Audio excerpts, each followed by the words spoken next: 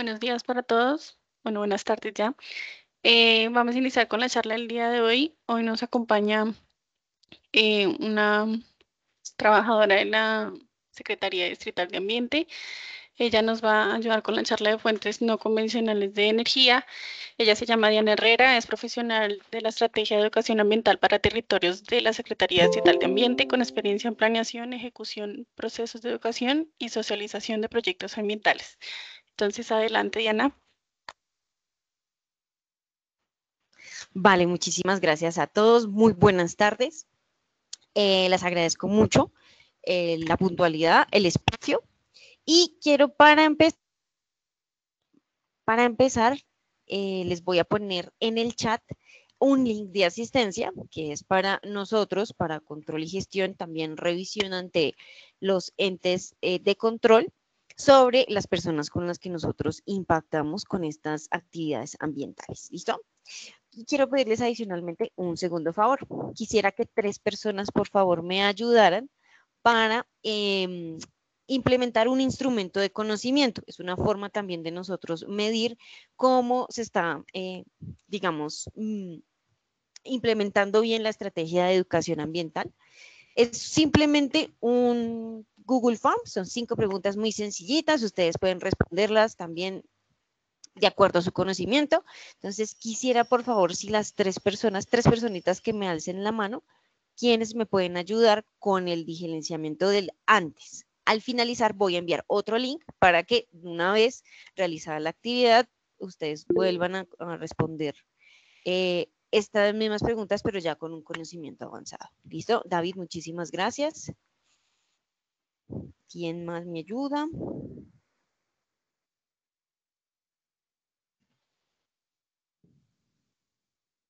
Dos personas más, por favor. Lillian y Darlene, muchísimas gracias. ¿Listo? Vale, entonces ya les voy a poner en este momento la encuesta de conocimiento. Si alguno de ustedes también quiere hacerlo adicionalmente, no hay ningún problema, recibimos muchas más respuestas, sin embargo, pues sí nos gusta tener quienes nos van a ayudar con estas temáticas antes de iniciar, ¿vale? Bueno, entonces el día de hoy tenemos la temática de fuentes no convencionales de energía. Les voy a pedir aquí, si tienen preguntas, tranquilos en el chat o me alzan la mano o pueden intervenir, no hay ningún problema para hacerlo también más dinámico. ¿Listo? La agenda de hoy, o lo que digamos quiero que abarquemos cuando hablamos de fuentes no convencionales de energía es darle un poco el contexto mundial en el que hoy en día nos movemos en generación de energía, tanto en el mundo como aquí en Colombia. Vamos a ver un poquito sobre qué son esas fuentes de energía, los proyectos que tenemos también en Colombia y bueno, como todo, ¿no? Verle la cara positiva, pero también un contraste en cuanto a la implementación de estas energías renovables. Para iniciar, quiero con el tema de contexto mundial, la idea es devolvernos un poquito, porque este problema no viene, digamos, tan recientemente, sino tiene un fundamento en la forma en que el ser humano ha venido cambiando las dinámicas propias de la Tierra, ¿vale? Es decir, nuestra forma de vivir nos ha dado otras formas incluso de producción, de consumos, de bienes y servicios que también han ido cambiando de acuerdo a los gustos, a las preferencias y a los nuevos descubrimientos que ha hecho el ser humano. Es inevitable entonces, pues que sí tengamos en cuenta que la Tierra cambia. Hemos escuchado que la Tierra ha pasado por algunas fases cálidas, muy frías, esto es normal. Sin embargo, esa alteración de los ciclos se ha visto muy afectada con la acción del ser humano. Entonces, ¿qué han escuchado ustedes del cambio climático? ¿A qué hace referencia esa cuestión?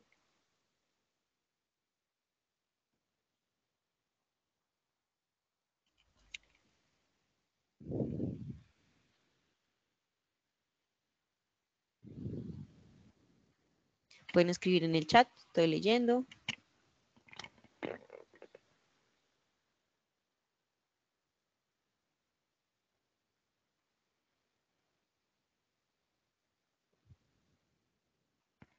Bueno, entonces básicamente el cambio climático hace referencia al aumento de las temperaturas en promedio en el mundo, ¿cierto? Nosotros digamos que muchas veces hemos como escuchado estadísticas que nos dicen en promedio la temperatura ha subido tanto, que este año es el más caluroso que hemos vivido en 50 años, por ejemplo, también. Pero a veces uno como que no le para bolas.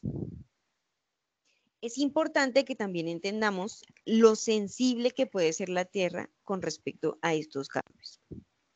Es decir, 1 o 2 grados que aumente en promedio la temperatura del ambiente.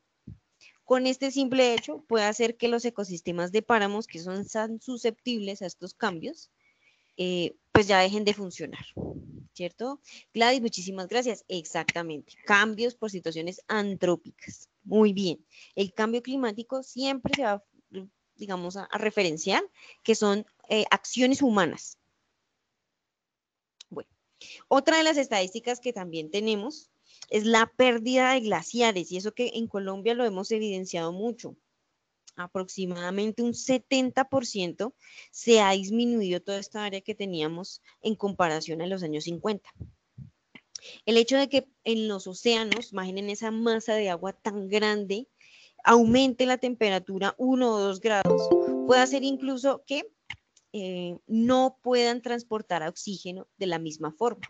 Resulta que el agua fría es mejor conductor o puede albergar mucha más oxígeno que con respecto al agua caliente. Entonces, a esos cambios, por ejemplo, las especies son muy susceptibles y a veces es que vemos migración de estas poblaciones. Algunas especies que antes no residían en un lugar han tenido que llegar ahí también por desplazamientos a partir de estas variables. Otra de las cosas, pues, es el tema de los polos, de los polos, que esto nos va a generar es aumento en los niveles del mar, y las zonas costeras son las primeras que podrían tener uno de los peligros más latentes por el aumento de los niveles de y los arrecifes de coral. Con 1 grado centígrado que aumente totalmente la masa del agua, se pierden los corales, quienes son el sustento de más o menos el 70-80% de la biodiversidad de todos los ecosistemas marinos, ¿vale? Entonces, básicamente, el calentamiento global es el aumento del efecto invernadero. Vamos aquí a diferenciar dos cosas que también es importante con respecto al tema de la actualidad. El efecto invernadero, ustedes a veces han visto que en algunos procesos de agricultura se utiliza el tema de poner como una casita de plástico. Esto se llama el invernadero. Esto se hace es como para tener más control sobre el clima que se tiene adentro, independientemente de si afuera llueve mucho, hace mucho sol, hace mucho frío, etc. Es lo mismo que pasó aquí en la Tierra. Gracias a un perfecto equilibrio de gases que rodeó la Tierra, se generó el efecto invernadero. Esto es un efecto natural. Gracias a ese efecto, pueden entrar en la capa, en la atmósfera, cierta cantidad de radiación solar que se queda, puede generar buena temperatura, pero asimismo la deja salir. Eso generó, por ejemplo, que tuviéramos el agua en los 3 estados, que el ciclo del agua se pueda generar. Sin embargo, la acción del ser humano, ¿qué hizo? Aumentó ese efecto natural de efecto invernadero, y hoy tenemos calentamiento global, que es los rayos del sol, la radiación entra y no puede salir. Eso es como la ollita a presión que nosotros estamos provocándole a los ecosistemas. Parte del aumento de estos gases fue definitivamente, tenemos que remontarnos a todo el tema de la revolución industrial, donde lo más importante empezó a ser tiempos de producción, aumentar consumo, aumentar servicios, producciones en línea. Entonces generaban más procesos, más aparatos, pero que incluso no tenían la durabilidad que podían tener otro tipo de elementos. Adicionalmente, hemos tenido otro tipo de actividades que también no nos ha ayudado mucho con el tema, y es, por ejemplo, las bombas atómicas. Eso es una descarga muy grande que aún siguen los efectos colaterales en toda la atmósfera. Hoy en día también todavía tenemos pruebas nucleares que, si ustedes recuerdan, hace unos añitos, con el tema de los sismos, había un reactor que estaba en riesgo. Tenemos que afortunadamente ya se dio un paso importante, todo el tema de la producción de plásticos, especialmente de plásticos de un solo uso. Entonces pensemos ahí en el consumo desmedido de los recursos naturales. Tenemos que pensar en el desarrollo de las ciudades y cómo eso ha contribuido al cambio de suelo, es decir, que ya no son ecosistemas naturales, sino que van a ser generadores y concentradores de combustibles fósiles, ¿vale? Entonces, ese es el punto del cambio climático, que estamos llegando en un momento en el que no vamos a poder revertir esas condiciones. Pasa con lo que estamos viviendo en este momento en la ciudad. Entonces, el fenómeno del niño y el fenómeno de la niña son fenómenos naturales. Tenían una periodicidad, más o menos, se estimaba que entre cada 7 u 11 años teníamos este tipo de fenómenos muy propios. Uno es ausencia de lluvias y el otro es lluvia mucho más constante. Y esto tiene que ver con el tema de la temperatura de los océanos, que puedan arrastrar todos esos vientos. ¿Con qué no contábamos? Con que el año pasado el fenómeno del niño se extendiera más de lo que digamos, se había estudiado. Generalmente este fenómeno solamente era duradero solamente por 3 meses y pasó que se multiplicó el tiempo, fueron casi 6 meses. Y estábamos ante un fenómeno de la niña que no aparece. Vamos a ver cómo se empieza a comportar la ciudad. Desde el día de ayer empezamos a ver lluvias, pero una niña que se supone que iba a empezar desde junio, julio, pues aún no hemos tenido, ¿vale? Adicionalmente, de las actividades que les contaba anteriormente, tenemos una crisis energética. Confluyen además en esto unos aspectos. Tenemos mucha población. El aumento en la población no es progresivo, sino es exponencial. Es decir, mucho más de lo que las personas estaban haciendo las proyecciones con respecto a la cantidad de población para así a garantizar toda la energía que tuvieran. Tenemos un agotamiento de los recursos naturales, es decir, no le estamos dando el espacio a la naturaleza de regenerarse a través de sus procesos naturales cuando ya le estamos pidiendo, por favor, más y más. Tenemos un crecimiento económico que siempre tiene que ser acelerado, siempre tiene que ir en positivo y siempre nos están midiendo en eso. Que la economía creció 2, 3, 5 y se había propuesto un tanto porcentaje, entonces siempre estamos como en esa dinámica de tener al alza un crecimiento que muchas veces se traduce en falta de recursos. Y finalmente, pues esto nos va a generar también una oscilación en los precios. Tenemos ahí una dificultad. Entonces, cuando vamos a hablar un poco a nivel mundial, hablamos de que la energía se genera aún todavía en un 80% de energía fósil y un 20% en fuentes renovables. Cuando hablamos de fuentes renovables, podemos hablar de la biomasa, de la hidrogenaria, de los biocombustibles, que son uno de los ejemplos que se están hablando actualmente.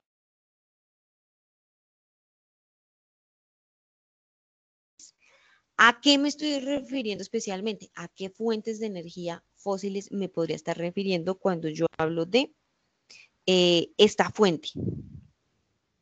Fuentes de energía fósil. Las que provienen del petróleo, carbón. Y falta una.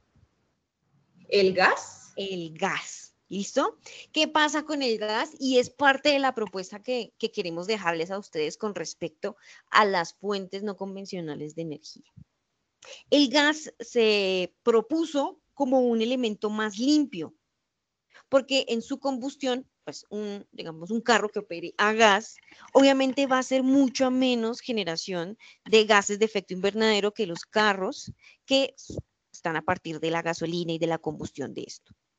Sin embargo, tenemos que estudiar bien todo el proceso y para la extracción de gas, ese es el punto, digamos, negativo de este tipo de fuente de energía. Entonces se va a clasificar, digamos, dentro de alguna de las fuentes fósiles, porque en el proceso podemos incluso liberar mucho más gas metano, que es más peligroso que el dióxido de carbono, a partir de algunas prácticas como el fracking. Entonces, es importante también saber de dónde vienen esas fuentes de energía para poder hacer un cálculo también con respecto a si son o no son adecuadas para el ambiente. Entonces, bueno, lo que podemos ver es que tenemos que hablar de una transición energética. Ya, digamos que ahorita el panorama se ha visto más acentuado esta discusión por el tema de la falta de agua, pero esto ya ha sido un tema, digamos, del que se ha hablado, especialmente es en principio por todas las fuentes de energía fósil. Entonces, necesitamos diversificar la matriz de energía, de energías primarias, porque al tener la mayor fuente concentrada en una, siempre vamos a tener un riesgo de pronto de algún fallo y podemos estar, digamos, peligrando con respecto a esto. También hay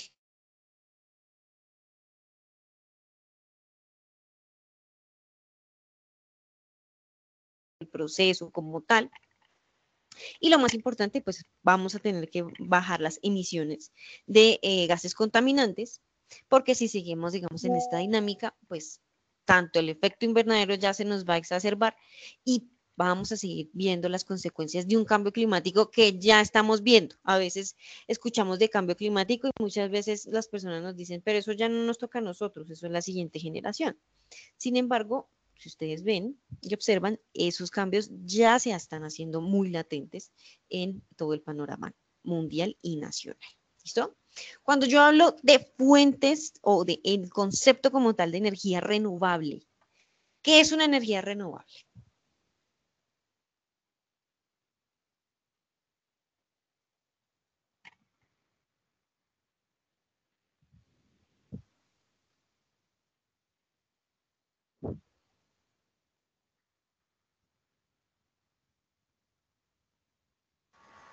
Se renueva Como, constantemente. como el sol. Como el sol. Ok, muy bien, exacto. Entonces tenemos algunas nociones, ¿verdad? Bueno, entonces conceptualmente una energía renovable es esa energía que se obtiene a partir de lo que denominamos fuentes naturales virtualmente inagotables.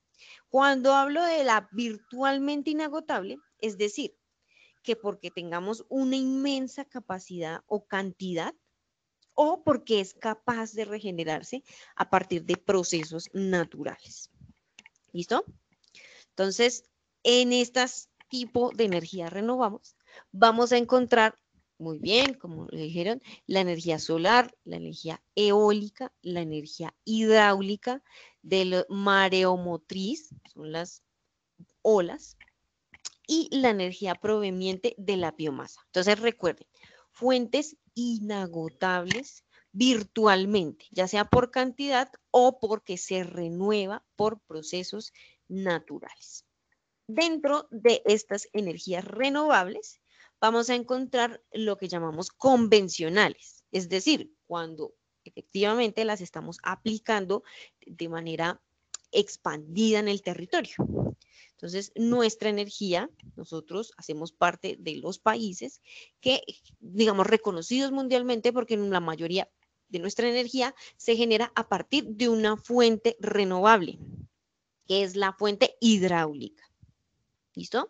Y hay otras fuentes que nos vamos a llamar, como el título de la presentación, las fuentes no convencionales de energía renovable. Entonces, son esos recursos de energía que tenemos disponibles a nivel mundial, son ambientalmente sostenibles, es decir, recuerden, se renueva, pero en el país no son empleados o no están siendo utilizados de manera grande, sino por el contrario es un comercio marginal o no se comercializan, digamos, directamente en grandes cantidades. Dentro de estas, entonces, fuentes no convencionales de energía, vamos a tener la biomasa, vamos a tener la mini hidráulica. Entonces son no presas tan grandes, sino un poquito más, un poquito no, bastante reducidas a las hidráulicas que nosotros estamos acostumbrados a ver aquí en el país. La eólica, la geotérmica, la solar y la de los mares. ¿Listo? Entonces, es la diferencia, digamos, que tenemos en cuanto a las dos. Como les decía entonces, Colombia, dentro de su matriz de energía, aproximadamente entre el 70 y el 80% de la energía se genera a partir de hidroeléctricas. Un poco más, un poquito menos del 18%, vamos a tener esas centrales térmicas. Y finalmente, el porcentaje adicional son esas fuentes de energía no convencionales que aún están en desarrollo. Por ese porcentaje es que le damos la categoría de no convencional. ¿Listo? Esta es entonces toda la capacidad que tenemos instalada de generación eléctrica en Colombia. En este momento, de todo el tema de racionamiento, por eso nos dicen que si no hay agua, pues el 70% de arriba es el que va a estar en peligro. Entonces, ¿quién va a entrar a suplir esa generación de energía? Las centrales térmicas. Ellas son entonces las llamadas a responder, a estar listas, si hay de pronto algún peligro en cuanto a la transmisión o a la generación de energía. Esto también significa aumento en el costo del servicio de la luz. Es más caro hacer energía a partir de las centrales eléctricas que de las centrales hidroeléctricas. ¿Listo? Entonces, en el país tenemos aproximadamente 29 centrales eléctricas y de toda la capacidad que tenemos en el Sistema Intercomunicado Nacional de Energía, que son de 16.000 megawatts, básicamente de esas represas, de esas hidroeléctricas, vienen 10.959 y el resto se puede ver en generación térmica. Asimismo, pues vemos también el tema de la generación por departamentos. En este momento, Antioquia supera los estándares por una construcción que se generó ahí. ¿Sí se acuerdan cuál es?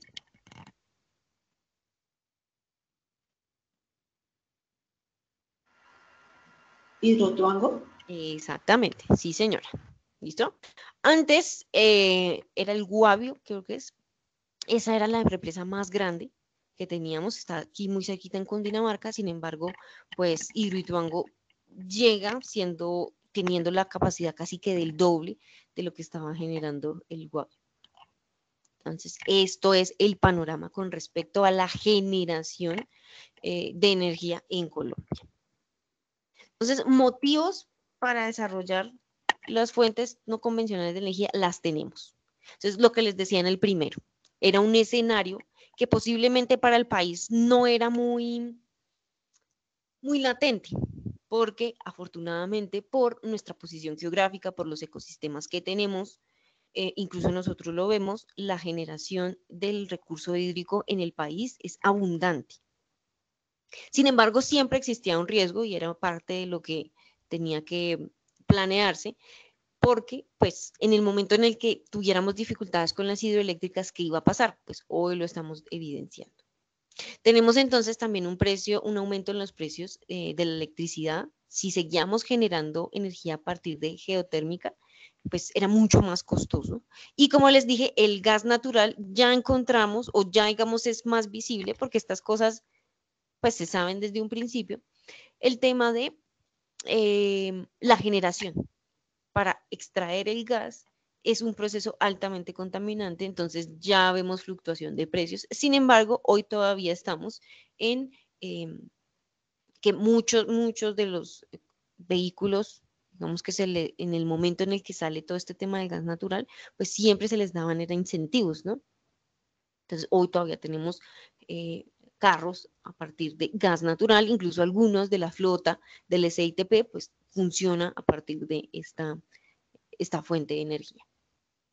Tenemos una oportunidad de desarrollo económico aquí en Colombia. Vamos a ver que tenemos pues mucho territorio también en donde podemos implementarlo y que se le está dando también muchos incentivos con respecto a tratar de migrar a esas fuentes de energía renovable, pero especialmente a las no convencionales, es lo que va también a generar una reducción en los precios del consumo de nosotros. ¿Listo? Entonces, quiero que analicemos todo el tema de los beneficios y las desventajas de cada una de las fuentes de energía renovables que yo les mencioné a continuación. Hoy en día, simplemente, o no simplemente, sino el parámetro que más se está usando es el tema de la disminución de huella de carbono y la emisión de gases. A partir de estos dos parámetros se está definiendo como si una fuente sí es limpia y beneficiosa o no, pero tenemos que ver es más allá otro tipo de variables, incluso hasta para el mismo ambiente, de la conveniencia y las desventajas que pueda tener cada uno de esos modelos. Entonces, vamos a empezar con las hidroeléctricas en este momento. Como ventajas, pues encontramos de pronto que en el tema económico, pues muchas de esas ciudades donde se encuentran estas hidroeléctricas, pues van a generar más ingresos y asimismo pues pueden tener posibilidades de mejor inversión social y estatal a partir de impuestos. Se generan de pronto también nuevos nichos de mercado, se genera interconexión entre todos estos espacios a nivel social, proximidad entre los municipios y pues hemos podido ver algún tipo de inversión en infraestructura. De acuerdo a lo que más o menos, no sé si se acuerden, con respecto a Hidroituango, ¿qué posibles desventajas ustedes le encuentran a las hidroeléctricas?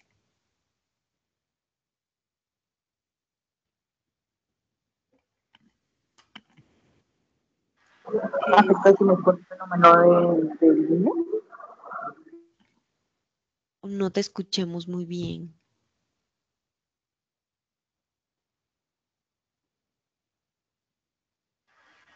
Por ejemplo, con Hidroituango hubieron muchos inconvenientes por el tema de que como se explora el terreno, ¿sí?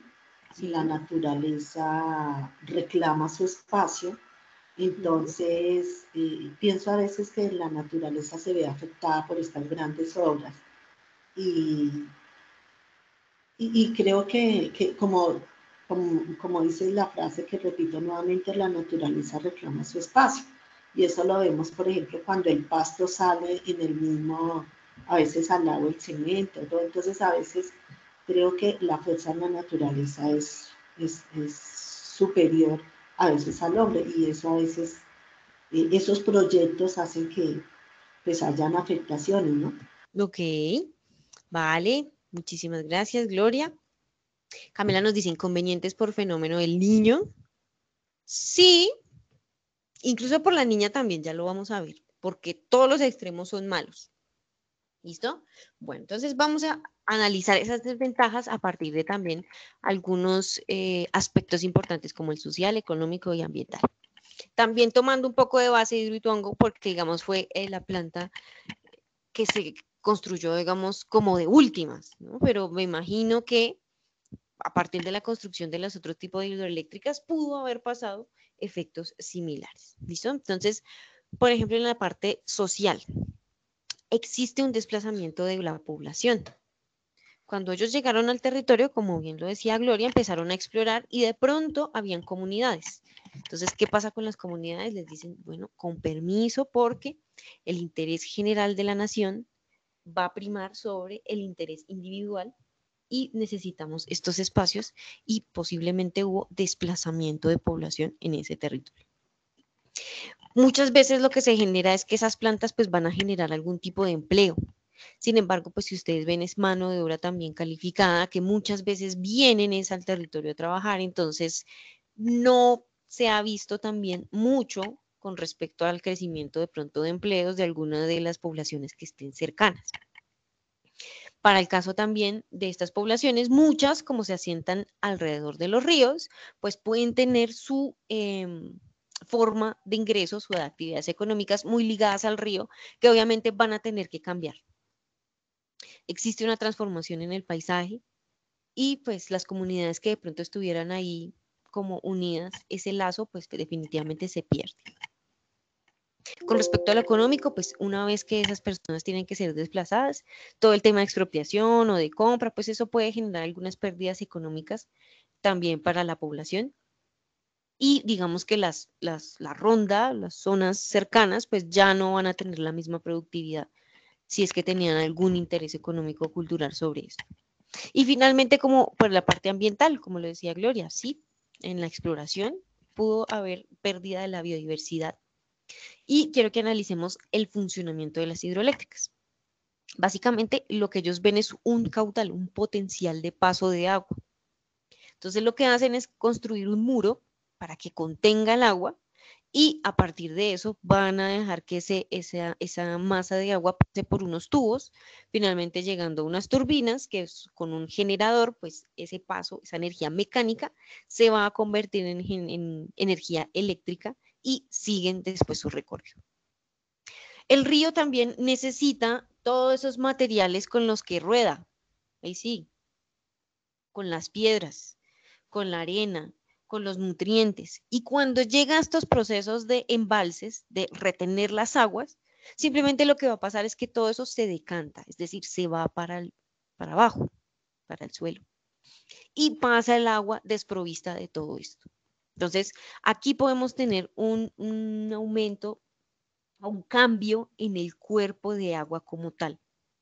Entonces, la continuidad del río es importante y finalmente eso también va a terminar modificando los comportamientos y los nutrientes que necesitan todos los hábitats río abajo, tanto arriba como río abajo. Entonces, con el tema de Hidroituango es increíble ver el tema del río Cauca, un río muy caudaloso, el segundo río más importante de Colombia, y lo contienen, y obviamente las montañas que están al lado, pues todo ese panorama, todo eso cambió. Si ustedes recuerdan, también hubo un riesgo con respecto a la contención de la cantidad de agua que posiblemente tuvo a las comunidades río abajo en vilo durante meses, temiendo que de pronto no pudieran contenerlas y lo que se iba a generar es una avalancha. Entonces también hay que tener cuidado con respecto a los cuerpos de agua que se manipulan para hacer este tipo de energías. Entonces, aquí está el tema de no un llamado, no solamente es a que sean renovables, que son limpias, que no tienen generación de dióxido de carbono o de gases de efecto invernadero, sino que pasa lo mismo con el gas. Uno puede creer que el gas es limpio, pero ¿cómo se está generando? Uno puede creer que nuestra energía es limpia, pero ¿a qué costos en los espacios, en los ecosistemas se están generando? Y hoy tenemos entonces el tema de los fenómenos del niño y de la niña. Entonces, si tenemos fenómeno del niño, malo porque no tenemos caudal. Y si tenemos fenómeno de la niña, también malo porque de pronto se nos va a salir un poco de control. Entonces, también es digamos, la capacidad que puedan tener de control de este tipo de variables que muchas veces no están en nuestro control, que muchas veces incluso las entidades no son también capaces de poder prever, también por la dificultad, ¿no? Es que de todas maneras un proceso muy cambiante en esto de cambio climático. Antes uno ya sabía que en abril y en octubre llovía. Y ahorita se cambió, digamos, completamente todas esas estaciones o esos periodos de lluvia. ¿Listo? Entonces, esto es con respecto a las hidroeléctricas y el problema que tenemos actualmente con la fuente más grande de generación de energía que tenemos en Colombia y que la mayoría se encuentra en este tipo de energía y entonces cuando vemos en riesgo la cantidad de agua, que también la pusimos nosotros en riesgo por todos los cambios climáticos, ahí sí estamos diciendo, pero ¿cómo así? Pero más caro el recibo, ¿por qué? Todos esos efectos ya los estamos viendo y es parte del cambio climático. ¿Listo? Bueno, otra de las energías que también está muy central o muy de moda es el tema de los paneles. ¿Alguien ya tiene un panel? ¿Han explorado la idea de ponerlo de pronto si tienen hogar? Entiendo que, por ejemplo, Codensa, en el Codensa creo que está ofreciendo el tema de la instalación. No sé si alguien vive en propiedad horizontal, en los edificios. ¿De pronto han estado como involucrados en estos procesos? Sí, sí, señor. Yo trabajo en propiedad horizontal y hemos instalado los paneles solares, pero entonces ahora son demasiado costosos. O sea, los precios han subido demasiado. Una lámpara para que me dé 50 a 100 W está como en 360 a 400 mil pesos. Y antiguamente eran muy baratos, sí, exactamente. También tiene que ver con el tema de la generación en ese momento y tratar de introducir estas nuevas formas de generación de energía. Entonces, si le vemos un poquito el lado positivo, pues uno lo ve, no genera gases de efecto invernadero, ¿cierto? La instalación puede ser mucho más fácil, como le dice la señora Gloria. De pronto podemos instalarlo en nuestra copropiedad, en nuestra casa. Han sido un poco más fácil. Y finalmente, pues es una energía, digámoslo, que económica, como lo decía, en una fase anterior puede ser, digamos, mucho más económica con respecto a otros procesos y uno lo puede ver a partir de el tiempo, como poder recuperar la inversión. Si yo les dijera entonces desventajas adicional a lo que ha dicho la señora Gloria con respecto del aumento de los precios, también debido a esto, ¿no? Pues que la gente empieza a temer que si no hay energía, buscan otra forma y al aumentar entonces la compra, pues la gente aprovecha y le sube el dinero a estos productos. ¿Qué desventaja ustedes podrían ver de estos paneles? Yo veo que ocupan demasiado espacio y es un Sí, espacio donde podría uno sembrar o bueno, pues creo que estamos, o para mí personalmente, pues sí, los campos solares pues es buena opción, pero al mismo tiempo estamos sí, afectando. muy bien, sí señora. ¿Alguna otra de pronto?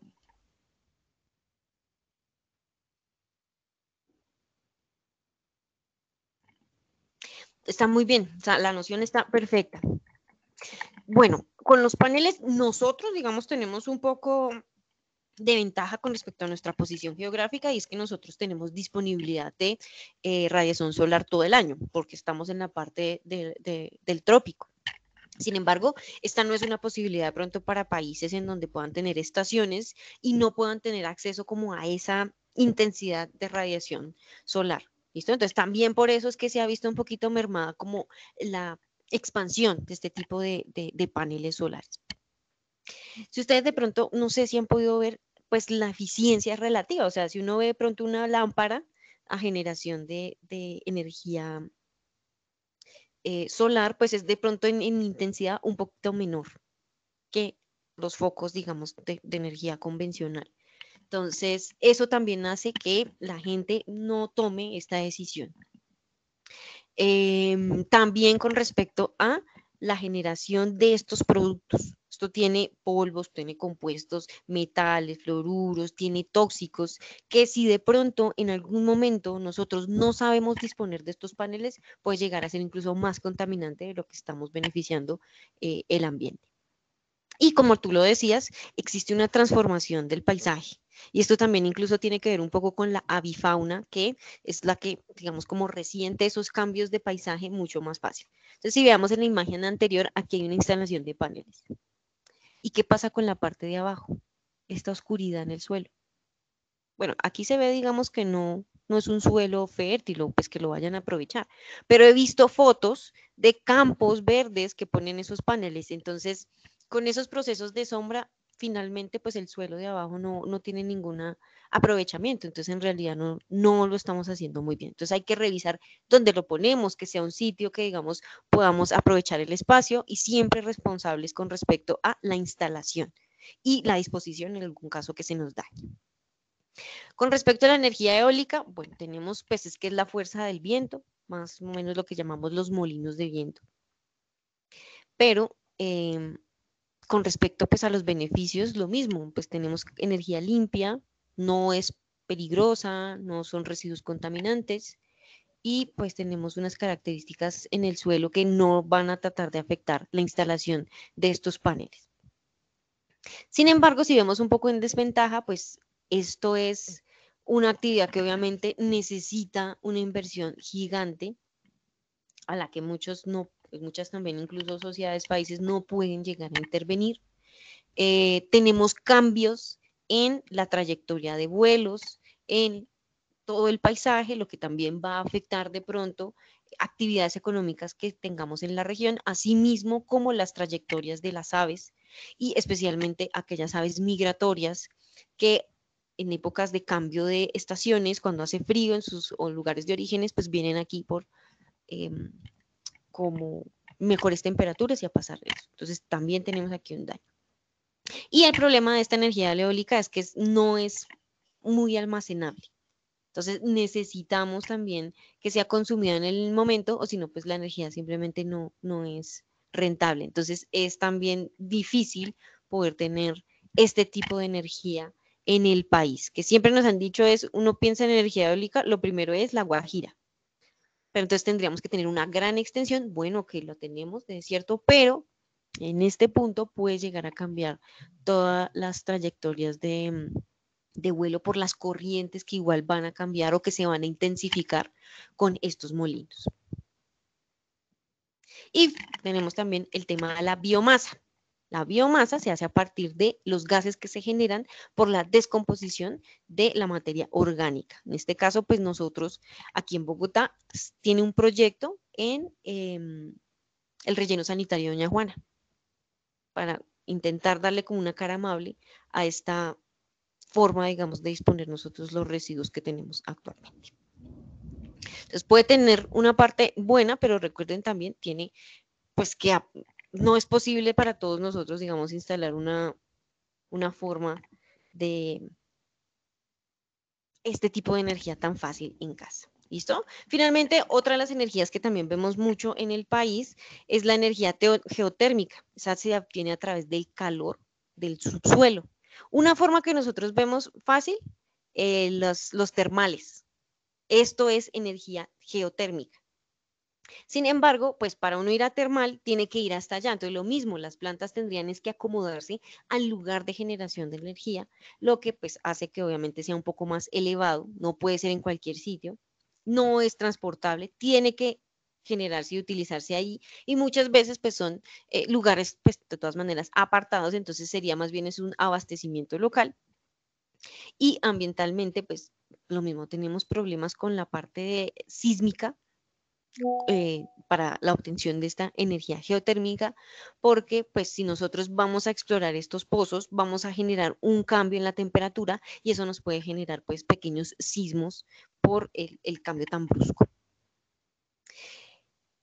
Entonces, pues Colombia tiene un marco de energía sobre el tema de energías renovables. En este momento entra en debate la generación de energía que se dé en el país a causa de que tenemos una falta de disponibilidad del recurso hídrico que tenemos en este momento en el país por estos fenómenos que se han intensificado y han cambiado, digamos, sus dinámicas. ¿Listo?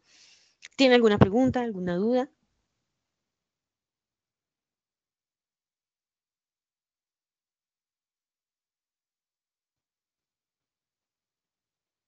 Vale, entonces les voy a dejar aquí la encuesta de conocimiento del después, las personas que me ayudaron, que me levantaron la mano para llenar esta encuesta, les agradezco mucho. Y finalmente voy a dejar acá una encuesta de percepción en donde ustedes pueden evaluar mi actividad, la actividad que acabamos de dar actualmente y a mí como educadora ambiental. ¿Listo? Recuerden, mi nombre es Diana Herrera. Bueno, muchas gracias, Diana, por esta charla. Espero que todo les haya quedado muy claro. Muchas gracias a los asistentes. Y pues recuerden también llenar la lista que les pasé yo de parte de Comunidad Biocírculo para que puedan obtener los puntos de asistencia por este espacio.